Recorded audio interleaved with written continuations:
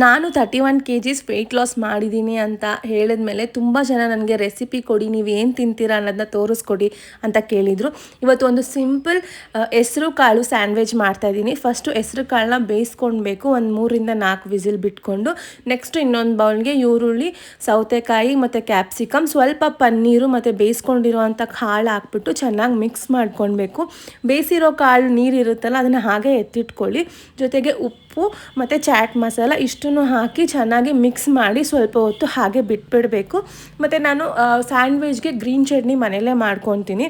ಅದಕ್ಕೆ ಕೊತ್ತಂಬರಿ, ಪುದೀನ, ಹಸಿರು ಮೆಣಸಿನ್ಕಾಯಿ, ಶುಂಠಿ, ಬೆಳ್ಳುಳ್ಳಿ, ಕಡಲೆಬೀಜ, ಜೀರಿಗೆ ಮತ್ತು ಉಪ್ಪು, ಚಾಟ್ ಮಸಾಲ ಇಷ್ಟನ್ನು ಹಾಕಿ ರುಬ್ಕೊಂಡು ಇಟ್ಕೊಂಡಿದ್ದೆ. ಅದಕ್ಕೆ ಬ್ರೆಡ್ ಮೇಲೆ ಹಾಕಿ ಈಗ ನಾವು ಕಾಳ್ದು ಏನು ಮಾಡಿಟ್ಕೊಂಡಿದ್ವಿ ಅದನ್ನು ಹಾಕಿ ಒಂದು ಸ್ಲೈಸ್ ಚೀಸ್ನ ಹಾಕ್ತೀನಿ. ಇದಕ್ಕೆ ಯಾವುದೇ ರೀತಿ ಎಣ್ಣೆ ಯೂಸ್ ಮಾಡಲ್ಲ, ಸ್ವಲ್ಪ 1/2 ಟೇಬಲ್ ಸ್ಪೂನ್ ಬಟರ್ ಯೂಸ್ ಮಾಡ್ತೀನಿ ಬ್ರೆಡ್ ಟೋಸ್ಟ್ ಮಾಡಬೇಕಾದ್ರೆ.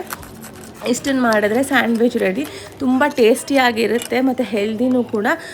ನಾನು ಯೂಶ್ವಲಿ ಒಂದು ತೊಗೊತೀನಿ, ನಿಮ್ಗೇನಾದರೂ ಹೊಟ್ಟೆ ತುಂಬಿಲ್ಲ ಅಂದರೆ ಇನ್ನೊಂದು ಅರ್ಧ ತಿನ್ಬೋದು. ಇದ್ರ ಜೊತೆಗೆ ನಾನು ಬೇಯಿಸಿಟ್ಕೊಂಡಿರೋಂಥ ಕಾಳು ನೀರು ಕೂಡ ಕುಡಿತೀನಿ.